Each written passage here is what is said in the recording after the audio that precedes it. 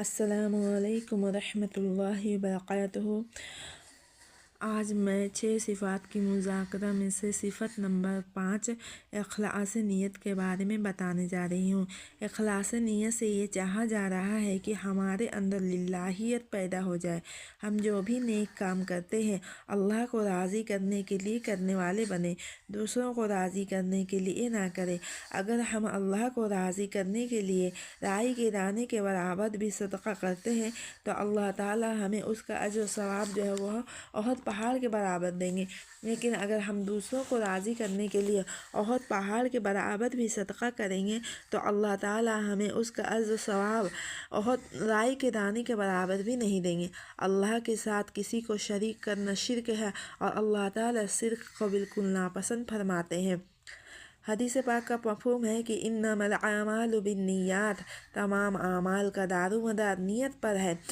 ہماری نیت جیسی ہوگی اللہ کے نزدیک ہمارا اعمال بھی بالکل ویسا ہی ہوگا۔ تو ہم جو بھی کام کرتے ہیں وہ صحیح ہے یا غلط یہ تو علماء ہی بتا سکتے ہیں، اور اس میں اخلاص ہے یا نہیں یہ تو اللہ ہی بتا سکتے ہیں۔ لیکن اللہ اس وقت بتائیں گے جب اعمال کرنے کا وقت ختم ہو چکا ہوگا، یعنی قیامت کے دن بتائیں گے۔ اور قیامت میں سب سے پہلا حساب سخی، شہید اور عالم کا ہوگا، لیکن ان کی نیت کی بگاڑ کی وجہ سے ان کو منہ کے بل گھسیٹ کر جہنم میں پھینک دیا جائے گا۔ اگر مالدار کسی کی مدد اس لیے کرے گا کہ لوگ اسے جو ہے وہ سخی کہیں گے، اور عالم اس لیے علم حاصل کرے گا کہ لوگ اسے عالم کہیں گے، اور شہید اس لیے شہید ہوں گے کہ لوگ اسے طاقتور کہیں گے، تو محض ان کی نیت کی بگاڑ کی وجہ سے ان کے بڑے بڑے اعمال جو ہے وہ ضائع ہو جائیں گے، نیکی ضائع ہو جائے گی، اور اس کا آخرت میں کوئی حصہ کوئی بدلہ نہیں، اور انہیں جہنم میں لے کے پھینک دیا جائے گا۔ اور اللہ تعالیٰ جو ہے وہ تمہاری صورت اور مال کو نہیں دیکھتے، بلکہ وہ تمہارے دل اور اخلاص کو دیکھتے ہیں، دل اور اعمال کو دیکھتے ہیں کہ دل میں کتنا اخلاص ہے۔ اور اللہ تعالیٰ رضامندی کا فیصلہ صورت اور مال کی بنیاد پر نہیں کرتے، بلکہ دل اور اعمال کی بنیاد میں کرتے ہیں کہ دل میں کتنا اخلاص ہے۔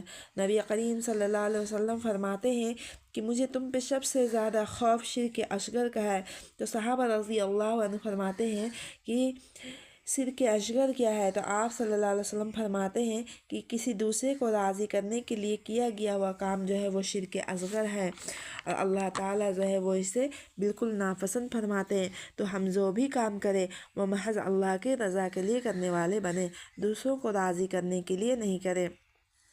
اور اعمال کرنے سے پہلے، درمیان میں اور آخر میں اپنی نیت کو 3 بار ٹٹول لیں کہ ہم صرف اللہ کو راضی کرنے کے لیے کریں، اور اللہ سے یہ دعا مانگے کہ یا اللہ میں جو بھی اعمال کر رہی ہوں صرف اور صرف آپ کو راضی کرنے کے لیے کر رہی ہوں، اللہ مجھے ایسے اعمال کرنے کی توفیق عطا فرمائے۔ اللہ تعالیٰ ہمیں کہنے سننے سے زیادہ عمل کرنے کی توفیق عطا فرمائے۔ جزاک اللہ خیرہ۔ ملتے ہیں اگلے بلاگ میں، تب تک کے لیے السلام علیکم ورحمۃ اللہ وبرکاتہ۔